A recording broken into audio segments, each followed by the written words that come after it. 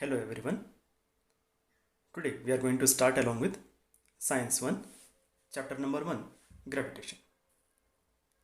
So let's move ahead.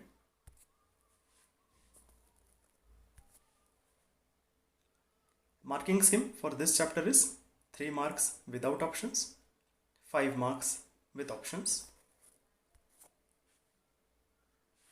Now we will move on. Can you recall which is present on page number 1? या पेजवरती त्यांनी एक simple question विचारलेच काही ते questions बघू आपण. पहिला क्वेश्चन त्यांनी असं विचारलं आहे, what are the effects of a force acting on an object. एका ऑब्जेक्टवरती जर तुम्ही फोर्स अप्लाय केली तर त्या फोर्सचे काय इफेक्ट दिसतील आपल्याला. मग त्याचे काही पॉसिबल आन्सर्स आपण चेक करू. The force applied can cause moving object to come at rest. एखादा ऑब्जेक्ट जर मोशनमध्ये असेल तर तो थांबून जाईल. It can also cause an object in motion. एखादा ऑब्जेक्ट जर रेस्टला असेल तर तो ऑब्जेक्ट मोशनमध्ये सेट होऊन जाईल. आणि थर्ड केसमध्ये त्या ऑब्जेक्टचं साईज किंवा शेप हे सुद्धा चेंज होऊ शकतं जर तुम्ही फोर्स अप्लाय केला तर. एक्झाम्पल रबरवर जर फोर्स आपण अप्लाय केला तर रबरचा shape as well as size change होत असतं. पुढे बघू. पुढचा क्वेश्चन असा आहे, what different types of forces are you familiar with? Answer is given below. Different types of forces are magnetic force, gravitational force. Gravitational forceला आपण या चॅप्टरमध्ये डिटेलमध्ये बघणार आहोत. मेकॅनिकल फोर्स हे मेकॅनिकल ऑब्जेक्ट्समध्ये प्रेझेंट असतं. Example fan, vehicles. Electrostatic force, muscular force as well as frictional force. हे काही आपण फक्त एक्झाम्पल्सच बघितले आहेत. हेच सगळे काही टाईप्सचे फोर्सेस नाही आहेत. यापेक्षाही जास्त एक्झाम्पल आहेत. What do you know about gravitational force. आता जेव्हा कधी आपण ग्रॅव्हिटेशनल फोर्सचा विचार करतो तर डोळ्यासमोर असं चित्र येतं, एखादा ऑब्जेक्टला आपण वरती फेकलं तर हा ऑब्जेक्ट पुन्हा एकदा अर्थकडे अट्रॅक्ट होतो. म्हणजे ह्या फोर्सला आपण ग्रॅव्हिटेशनल फोर्स असं म्हणत असतो.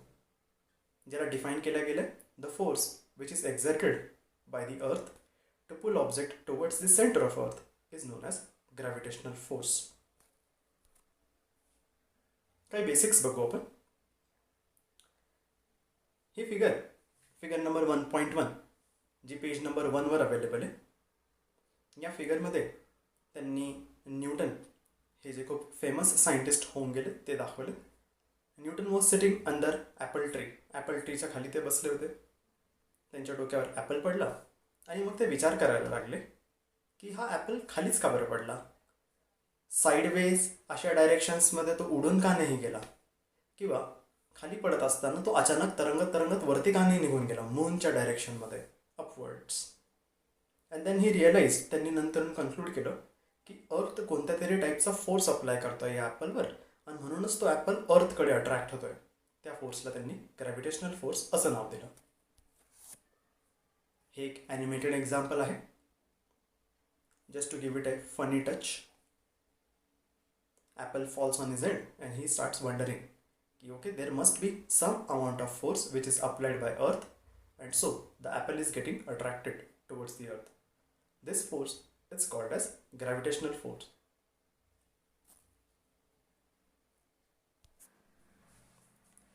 Next, we will move on. Further question.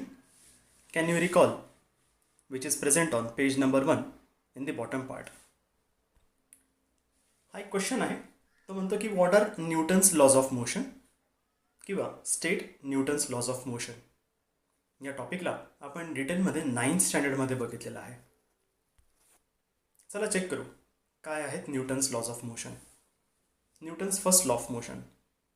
An object will continue to remain in the state of rest or of uniform motion until an external unbalanced force acts on it. याचं meaning काय. जर एखादा object रेस्टमध्ये असेल म्हणजे motion करत नसेल तर तो तसाच असणार, किंवा जर एखादा ऑब्जेक्ट मोशनमध्ये असेल तर तो मोशनमध्येच राहील जोपर्यंत त्याच्यावर एक एक्सटर्नल अनबॅलन्स्ड फोर्स काम करत नाही. हे समजण्यासाठी आपण काही एक्झाम्पल्स चेक करू. ही डायग्राम चेक करा. या डायग्राममध्ये 2 ऑब्जेक्ट्स दाखवले आहेत. यांना आपण सेलेस्टियल ऑब्जेक्ट्स असं म्हणू, सेलेस्टियल बॉडीज असं म्हणू. One is earth and another is sun. Earth is moving in elliptical orbit. Sun is present at the rest. Earth ही इलिप्टिकल ऑर्बिटमध्ये रोटेशन करते, whereas sun जे आहे, sun आहे त्याच पोझिशनला रेस्टमध्ये आहे. Sun is not making any type of movement, motion नाही करत आहे, मोशनमध्ये नाही आहे. आता जर आपण चेक केलं, अर्थ फ्रॉम एजेस कितीतरी वर्षांअगोदरपासून, थाउजंड्स करोड्स ऑफ इयर्सपासून मोशनमध्ये आहे. या पाथमध्ये सेट झालेलं आहे इलेप्टिकल ऑर्बिटमध्ये, म्हणून अर्थ मोशनमध्येच आहे.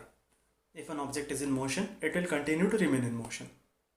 वेअरएज सनची पोझिशन चेक करा, सन रेस्टलाच आहे.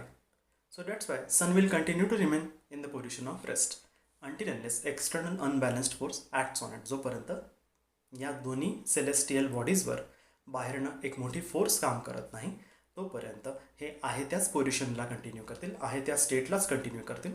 अर्थ मोशनमध्येच राहील आणि सन हे रेस्टलाच असणार आहे. हा सेकंड एक्झाम्पल आहे. या सेकंड एक्झाम्पलमध्ये एक मूव्हिंग ट्रक दिसतोय आपल्याला आणि या मूव्हिंग ट्रकचं कोलिजन होतं आहे. कोलिजन सोप्या भाषेत टक्कर होते आणि हे कोलिजन झाल्यानंतर समोर एक वॉल आहे, त्या वॉलवर क्रॅश होते. पण ज्या मोशनमध्ये ही ट्रक होती त्या मोशनला थांबवण्यासाठी या वॉलने एक फोर्स अप्लाय केला आहे आणि हे जर फोर्स अवेलेबल नसती तर ह्या ट्रकचं मोशन कंटिन्यू झालं असतं. म्हणजे परत एकदा हा न्यूटन्स फर्स्ट लॉ ऑफ मोशनच आहे की ऑब्जेक्ट जर मोशनमध्ये आहे तर तो मोशनमध्येच कंटिन्यू असेल जोपर्यंत त्याच्यावर एक्सटर्नल अनबॅलन्स्ड फोर्स काम करत नाही. या एक्झाम्पलमध्ये एक्सटर्नल अनबॅलन्स्ड फोर्स कोण अप्लाय करतोय, तर it is applied by the wall. चला आता सेकंड लॉ आपण बघू, Newton's second law of motion. Newton's second law of motion says the rate of change of momentum of an object is directly proportional to the force applied on the object and it is given by F equals to ma. एखाद्या ऑब्जेक्टमध्ये जे momentum तयार होतं आहे, momentum काय असतं, momentum product आहे m as well as a. M म्हणजे मास आणि ए म्हणजे ॲक्सेलरेशन. मास आणि ॲक्सेलरेशन यांचं जर आपण प्रोडक्ट घेतलं, प्रोडक्ट म्हणजे मल्टिप्लिकेशन घेतलं, तर त्यातनं आपल्याला मोमेंटम भेटतं. डोळ्यासमोर चित्र ना, फॅनकडे एम म्हणजे मास आहे आणि ज्यावेळेस हा फॅन फिरायला लागतो 1च्या स्पीडवर, 2च्या स्पीडवर, 3च्या स्पीडवर, ही स्पीड असणं म्हणजे ॲक्सेलरेशन असणं. तर ज्यावेळेस तुम्ही एम आणि ए या दोघांना मल्टिप्लाय करतात, मास मल्टिप्लाय बाय ॲक्सेलरेशन, त्याला मोमेंटम येतं. म्हणजे फॅन जेव्हा स्विच ऑफ असतो तेव्हा त्याचा मोमेंटम 0 असतो.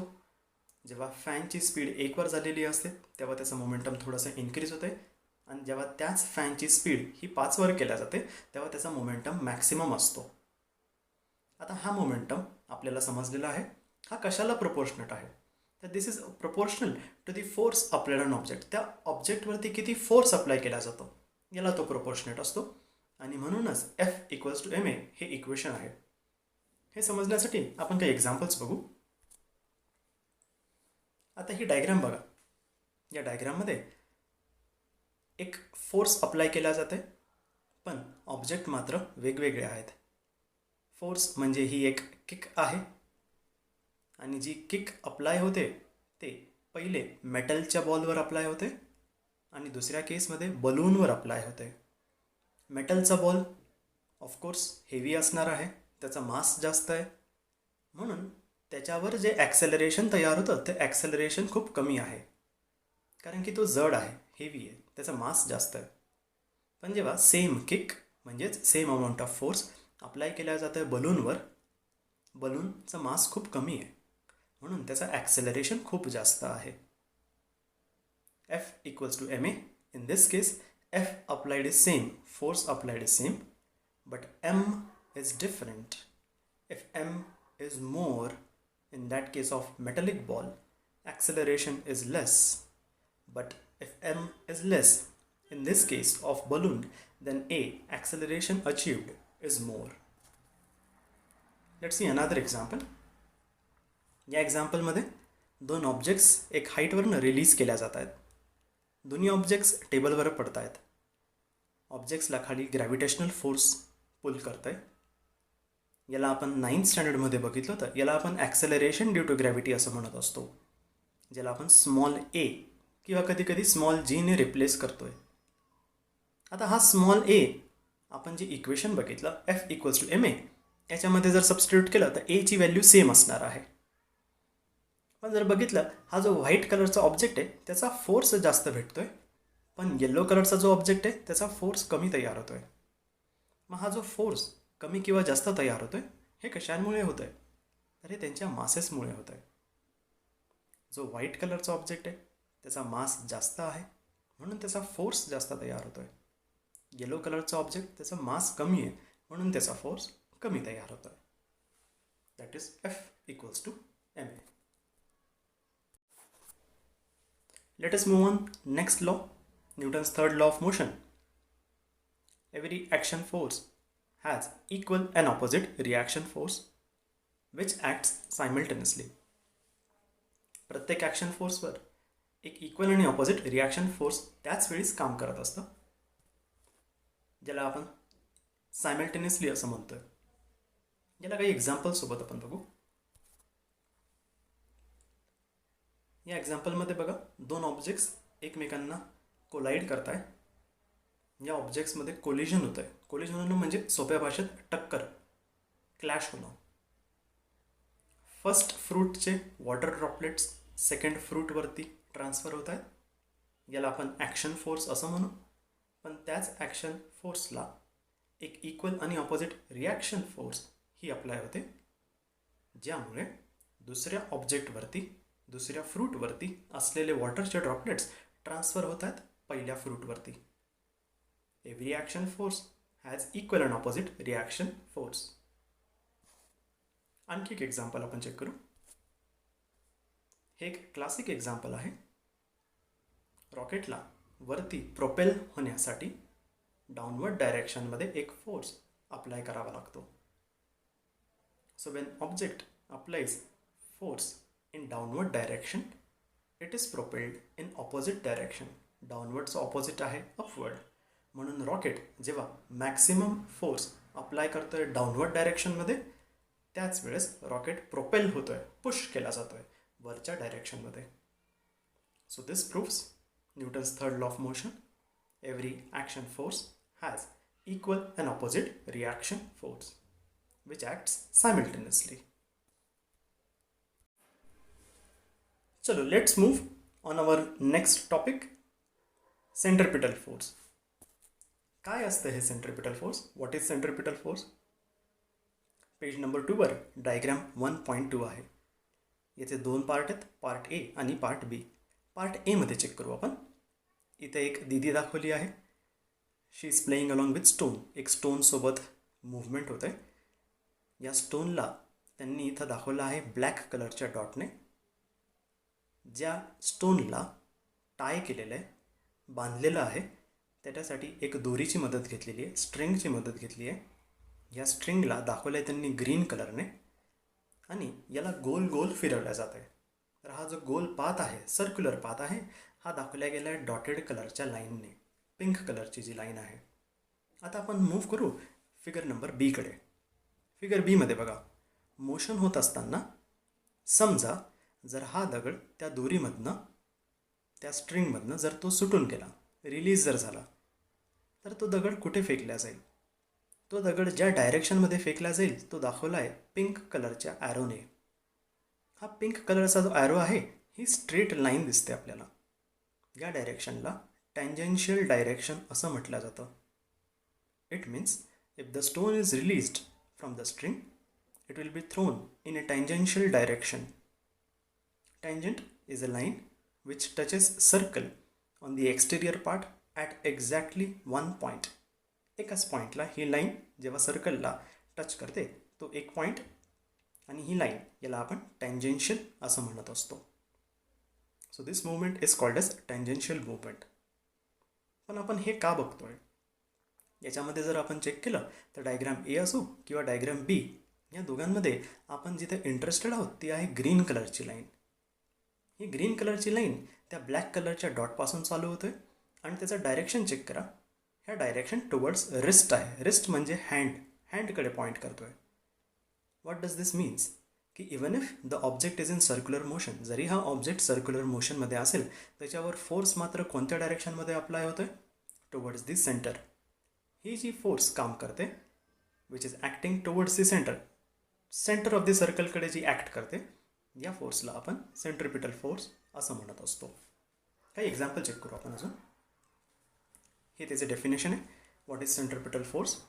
A force which acts on any object moving along a circle and is directed towards the center of circle. It's called as centripetal force. हे त्याचं ॲनिमेटेड व्हर्जन एक्झाम्पल आहे. या animated व्हर्जनमध्ये circular path दाखवलेला आहे ज्याच्यामध्ये motion होतं आहे. याला जर आपण डेफिनेशनने कम्पेअर केलं, Wien object is in circular motion, मग हा जो ब्लॅक कलरचा ऑब्जेक्ट आहे हा सर्क्युलर मोशनमध्ये आहे. There is a force which acts on this object. या ऑब्जेक्टवर एक फोर्स काम करते आहे, जी फोर्स इंडिकेट केल्या गेली ऑरेंज कलरच्या लाईनने. This force is called as centripetal force.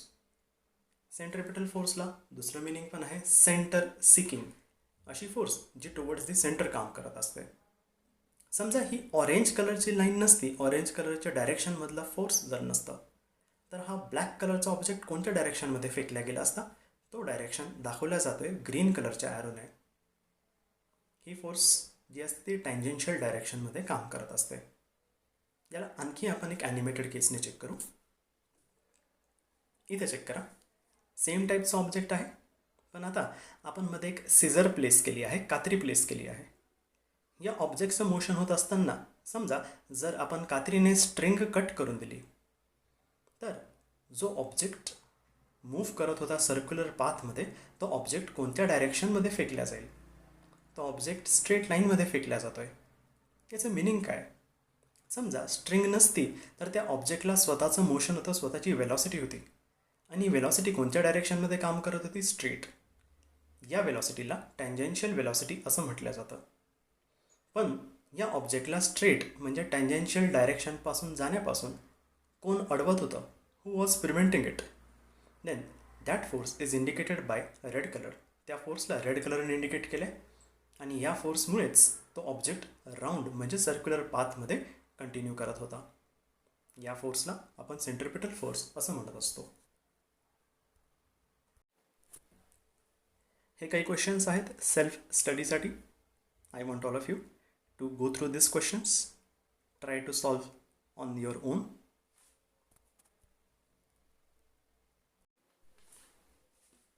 Our next topic is Kepler's law. Kepler's law हा एक इम्पॉर्टंट टॉपिक आहे. जर हा प्रश्न पेपरमध्ये आला, स्टेट केपलर्स लॉ किंवा डिफाईन केपलर्स लॉ असा विचारला जाऊ शकतो. या क्वेश्चनची रेंज 2 ते 3 मार्क्स इतकी आहे. So let's see. Kepler's first law. Kepler's law आपल्याला हेल्प करतात अंडरस्टँड करण्यासाठी की प्लॅनेट्सची पोझिशन कशी आहे, त्यांचं मोशन मूवमेंट कसं होतं आहे. Kepler's first law. The orbit of a planet is an ellipse with sun present at one of the foci. खूप सिंपल आहे. प्लॅनेटचा जो ऑर्बिट असणार आहे, पाथ असणार आहे मूवमेंटचा, त्याचा शेप हा इलिप्टिकल असेल, इलिप्स सारखा असेल. आणि सनची जी पोझिशन असणार आहे ती वन ऑफ दी फोकायला असणार आहे. फोकाय म्हणजे फोकस. एक असेल तर फोकस, आणि एकापेक्षा जास्त फोकस जर असतील तर त्याला फोकाय असं रेफर केलं जातं. या डायग्राममधून आपल्याला कळतं आहे की अर्थ हे इलेप्टिकल ऑर्बिटमध्ये मूव्ह करतं आहे, where sun is present at one of the foci. हाच आहे Kepler's first law. The orbit of a planet. प्लॅनेटचा जो ऑर्बिट आहे मूवमेंटचा तो इलिप्स असतो, इलेप्टिकल असतो, आणि सन हा एक फोकसला कुठेतरी प्रेझेंट आहे. Kepler's second law. The line joining planet and the sun will sweep. Sweepचं meaning आहे crosses, covers equal area in equal intervals of time. याचे मिनिंग समजू आपण. या डायग्राममध्ये बघा आपल्याला सन दिसतोय एक फोकसला आणि 2 शेडेड एरिया दाखवलेले आहेत. हे शेडेड एरिया आहेत A1 as well as A2. असं इमॅजिन करा की प्लॅनेटची फर्स्ट पोझिशन चालू झाली A1च्या एका कोपऱ्यापासून, एक पॉईंटपासून. A1च्या एका टोकापासून तर A1च्या दुसऱ्या टोकापर्यंत जाण्यासाठी त्याला जर 1 मंथ इतका टाईम लागतोय. प्लॅनेट पुढेच त्याचं मोशन कंटिन्यू करेल. मोशन कंटिन्यू करत असताना तो आता A2च्या एक टोकापर्यंत पोहोचलेला आहे, एक पॉईंटपर्यंत पोहोचला आहे. इथून जर आपण 1 मंथ कॅल्क्युलेट केले तर 1 मंथ नंतर तो एक सर्टन पॉईंटपर्यंत पोहोचतोय. त्याला आपण A2चं दुसरं टोक असं म्हणू, दुसरा पॉईंट असं म्हणू. केपलरचा सेकंड लॉ असं म्हणतोय की जी लाईन आपण ड्रॉ केली सनपासून प्लॅनेटपर्यंत आणि या लाईनला जर आपण स्वीप केला, क्रॉस केला, कवर जर केला तर हा एक सर्टन टाईपचा शेडेड एरिया दाखवतोय, एरिया कवर करतोय. हा जो एरिया कवर करतोय तो अजून एक दुसऱ्या पॉईंटला जर आपण चेक केला तिथंसुद्धा असाच एक एरिया कवर झालेला दिसेल. म्हणजे या दिलेल्या एक्झाम्पलमध्ये आपल्याकडे 2 वेगळे एरिया दिसतात आहेत. पहिला एरिया आहे A1 आणि दुसरा एरिया आहे A2. केपलरचा सेकंड लॉ असं सांगतो की हे दोन्ही एरिया जे असणार आहेत ते इक्वल आहेत. A1 equals to A2. The line joining planet and the sun will sweep equal area. ही जी लाईन आहे जी प्लॅनेटला आणि सनला जॉईन करते, कनेक्ट करते, ती इक्वल एरिया कवर करणार आहे इक्वल टाईम इंटरवल्समध्ये. म्हणजे A1 एरिया कवर करायला सुद्धा 1 मंथ इतकाच लागतोय आणि A2 एरिया कवर करण्यासाठी सुद्धा 1 मंथ इतकाच टाईम लागतोय. इक्वल इंटरवल्स ऑफ टाईम म्हणजे इक्वल पिरियड ऑफ टाईम. हा आहे Kepler's second law. Next law is Kepler's third law. Kepler's third law थोडा लॉन्ग आहे. The square of its period of revolution around the sun is directly proportional to the cube of mean distance of a planet from the sun. याला आपण step by step बघू. या डायग्राममध्ये आपल्याला 4 points दिसतात. Point A, point B, C आणि D. असं imagine करा प्लॅनेटचं मोशन, मूव्हमेंट चालू होते पॉईंट A पासून. पॉईंट A पासून point B, point B to point C, point C to point D आणि पुन्हा एकदा पॉईंट D पासून पॉईंट A पर्यंत. Planet has return to its starting position, original position. ही जी मूव्हमेंट प्लॅनेटने केली पॉईंट A पासून B, C, D आणि पुन्हा एकदा A पर्यंत याला म्हणू आपण 1 रेव्होल्यूशन. या 1 रेव्होल्यूशनला करण्यासाठी जो वेळ हा प्लॅनेट घेतोय त्याला म्हणू आपण पिरियड ऑफ रेव्होल्यूशन. केपलरचा थर्ड लॉ असं सांगतो की हा जो पिरियड ऑफ रेव्होल्यूशन आहे याचा आपल्याला स्क्वेअर घ्यायचा आहे. समजा याला म्हटलं मी T तर स्क्वेअर ऑफ रेव्होल्यूशन होऊन जाईल T स्क्वेअर. हा डायरेक्टली प्रोपोर्शनेट असणार आहे. कशाला हा डायरेक्टली प्रोपोर्शनेट आहे ते आता आपण चेक करू. Cube of mean distance. आता आपण मीन डिस्टन्स काय हे बघू, त्यानंतर क्यूबकडे जाऊ. मीन डिस्टन्स बघा, ज्यावेळेस प्लॅनेट पोझिशन A कडे आहे, A पासून सनचा जो डिस्टन्स आहे तो जास्त आहे, B पासून सनचा डिस्टन्स कमी आहे, C पासून सनचा डिस्टन्स कमी आहे आणि D पासून सनचा डिस्टन्स कमी आहे. म्हणजे जर आपण लेंथ वाईज जर चेक केला, A पासून सगळ्यात जास्त, B पासून थोडा कमी, D हा त्यानंतरचा कमी आणि सर्वात कमी जो डिस्टन्स आहे तो आहे पॉईंट C. मग जर मला एक स्पेसिफिक डिस्टन्स बघायचा असेल, युनिफॉर्म डिस्टन्स जर मेजर करायचा असेल तर तो माझ्याकडे नाही आहे. We don't have it. आणि जेव्हा आपल्याकडे एक युनिफॉर्म डिस्टन्स नसतो त्यावेळेस आपल्याकडे एक मॅथमॅटिकल कॉन्सेप्ट आहे ज्याला म्हणतो आपण ॲव्हरेज. या ॲव्हरेजला दुसरा वर्ड आहे मीन, MEAN, मीन. मग आपल्याला प्लॅनेटचा मीन डिस्टन्स घ्यावा लागतो. तर हा मीन डिस्टन्स काय असणार आहे? A पासून डिस्टन्स, B पासून डिस्टन्स, C पासून डिस्टन्स, D पासून डिस्टन्स, हे 4 पॉईंट्स आहेत. मग 4 पॉईंट्सचा average. Distance from point A plus distance from point B plus distance from point C plus distance from point D whole divided by 4.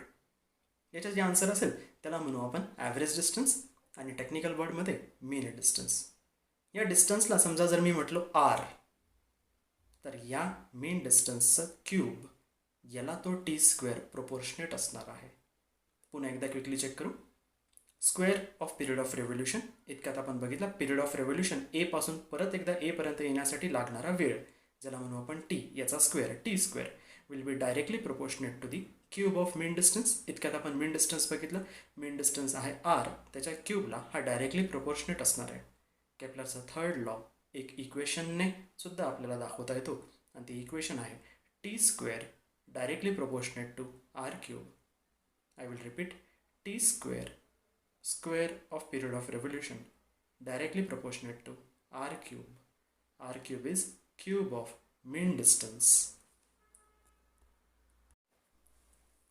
So let's move on next topic, that is Newton's universal law of gravitation. Newton's universal law काय सांगतो हा law? Every object in the universe attracts every other object in the universe with some force. युनिवर्समध्ये असलेले कोणतेही दोन objects तुम्ही imagine करा हे एकमेकांवर फोर्स ऑफ अट्रॅक्शन अप्लाय करतात. This force is directly proportional to their masses. ही फोर्स जी आहे ही त्यांच्या मासेसला डायरेक्टली प्रोपोर्शनेट आहे and inversely proportionate to the square of distance. मासेसला डायरेक्टली प्रोपोर्शनेट आणि त्या दोघांमध्ये असलेल्या डिस्टन्सला इन्व्हर्सली प्रोपोर्शनेट. याला आपण डायग्रामसोबत समजून घेऊ. या डायग्राममध्ये बघा त्यांनी दोन ऑब्जेक्ट्स दाखवले आहेत M1 आणि M2. M in this case is mass. These both objects are applying force on them. Object M1 is applying force F on object M2. Object M2 is applying force F on object M1. या दोघांमधला जो distance आहे अंतर आहे या डिस्टन्सला indicate केला गेला आहे small r. So Newton's universal law of gravitation हाच सांगतोय की दोन ऑब्जेक्ट्स एकमेकांवर फोर्स ऑफ अट्रॅक्शन अप्लाय करत असतात. हा फोर्स जो आहे हा त्यांच्या मासेसला डायरेक्टली प्रोपोर्शनेट आहे आणि इन्व्हर्सली प्रोपोर्शनेट आहे त्या दोघांमध्ये असलेल्या डिस्टन्सला. It is shown in the following example. या एक्झाम्पलमध्ये चेक करा. M1 कडनं F1 फोर्स अप्लाय होते M2 वर आणि M2 कडनं F2 नावाची फोर्स अप्लाय होते M1 वर. So Newton's universal law of gravitation असं सांगतो ही जी फोर्स असणार आहे F1 equals to F2 this is directly proportionate to their product of masses. M1 multiply by M2 is product of masses. याला ती डायरेक्टली प्रोपोर्शनेट असणार आहे. मास जास्त असेल तर फोर्स ऑफ अट्रॅक्शन जास्त असणार आहे. मास कमी असेल तर फोर्स ऑफ अट्रॅक्शन कमी असणार आहे. It is inversely proportionate to square of distance. दोघांमधल्या असलेल्या डिस्टन्सला ते इन्व्हर्सली प्रोपोर्शनेट आहे. डिस्टन्स जास्त असेल तर फोर्स ऑफ अट्रॅक्शन कमी असणार आहे. डिस्टन्स कमी असेल तर फोर्स ऑफ अट्रॅक्शन जास्त असणार आहे. F1 equals to F2 directly proportionate to M1 multiply by M2 upon R square. जेव्हा कधी डायरेक्टली प्रोपोर्शनेट किंवा प्रोपोर्शनल याचा सिम्बॉल येत असतो त्याला इक्वेट करण्यासाठी म्हणजेच रिमूव्ह करण्यासाठी एक कॉन्स्टंट इंट्रोड्यूस करावा लागतो. या केसमध्ये तो कॉन्स्टंट आहे कॅपिटल G. कॅपिटल G याला आपण युनिव्हर्सल ग्रॅव्हिटेशनल कॉन्स्टंट असं म्हणतो. I will repeat. कॅपिटल Gला आपण युनिव्हर्सल ग्रॅव्हिटेशनल कॉन्स्टंट असं म्हणत असतो. कॅपिटल G ची व्हॅल्यू आहे 6.67 इंटू 10⁻⁻11. कॅपिटल G ची व्हॅल्यू आहे 6.67 into 10⁻⁻11 newton metre square upon kg square. या एक्झाम्पलमध्ये चेक करा. Here they have shown that gravity and mass they are directly proportionate. Gravity आणि मास हे दोघं एकमेकांना डायरेक्टली प्रोपोर्शनेट असतात. फर्स्ट एक्झाम्पलमध्ये चेक करा. दोन स्मॉल ऑब्जेक्ट दाखवलेत. मास कमी आहे म्हणून ग्रॅव्हिटेशनल फोर्स ऑफ अट्रॅक्शन कमी आहे. सेकंड केसमध्ये चेक करा. दोन ऑब्जेक्ट्स दाखवलेत पण त्यांची साईज त्यांचा मास हा जास्त आहे. मास जास्त असेल तर ग्रॅव्हिटेशनल फोर्स ऑफ अट्रॅक्शन जास्त आहे. सेम एक्सप्लेनेशन आहे फक्त आता डिस्टन्स या पर्स्पेक्टिव्हने आहे. ग्रॅव्हिटी आणि डिस्टन्स यांच्यामध्ये इन्व्हर्स रिलेशन असतं. फर्स्ट केसमध्ये आणि सेकंड केसमध्ये ऑब्जेक्ट्सची साईज सेम आहे पण आता जो फरक दिसतो आहे तो आहे त्या दोघांमधल्या अंतरचा म्हणजेच डिस्टन्सचा. फर्स्ट केसमध्ये डिस्टन्स कमी आहे म्हणून फोर्स ऑफ अट्रॅक्शन जास्त आहे.